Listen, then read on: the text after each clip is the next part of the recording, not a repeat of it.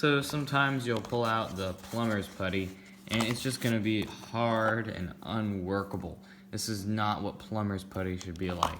Here's a good example. It should be malleable and you can actually work it, not hard like this. So let me show you how to get this back to where you're able to work. So if you just take the plumber's putty and put it on the heater, this one's been on here for about half an hour. And if I take it out of here, you can see it's much softer and more malleable now, and this is definitely more what it should be like.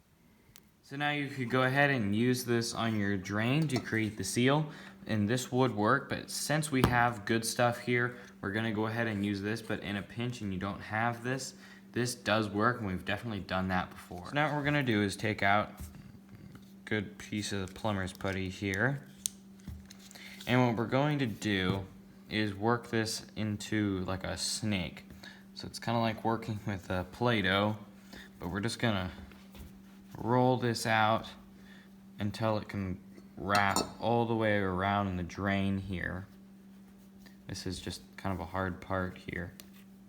So now I'm gonna try to wrap this around here, and we're just trying to keep an even, like a consistency.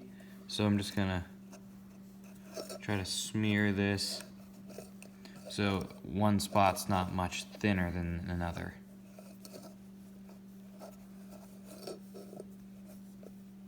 So now with the plumber's putty all on there, we're gonna go ahead and drop this in. Make sure it's centered.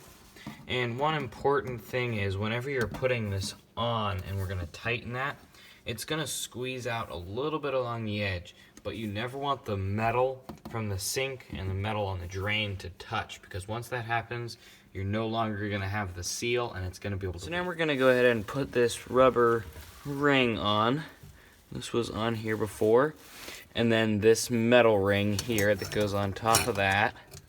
And now we can screw this piece on that'll hold everything together. There we go. Now we'll thread this on as much as we can. And now we can start to turn these in. When you're putting these in, you just want to tighten them hand tight. And when you're looking up from the top, you should just see it squeeze out a little bit.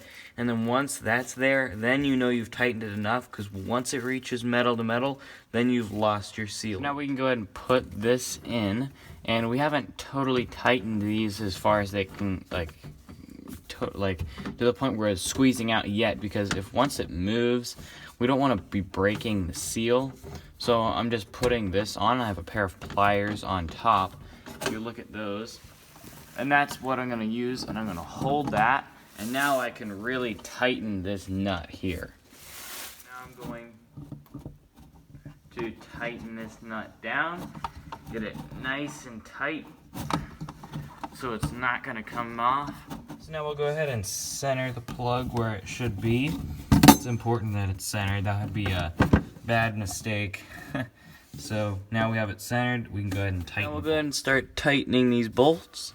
Just make sure to tighten them all evenly, and just keep an eye on up here just to see when that starts to squeeze out. So it's not really squeezing out too much here, just a little bit. So we probably could have put a little bit more in. It might be enough though, so we're gonna go ahead and put it back together and see if it leaks. But if it does, we're just pull it back off and put a little bit more. So now to put the P-trap on, we're going to put this cap on and then this fitting here. And what this does is this is going to be pushing into the P-trap here, and that's like a compression fitting, and it's going to help it seal. So you just want to tighten these hand tight. They don't need to be very tight. If anything, you just want to tighten them a little bit past hand tight, but really that's good, and that's going to keep it from leaking. Fresh toilet paper under there. It's clean. It'll show the drips. Now we have the sink filled up again, and let's go ahead and drain it for the second time.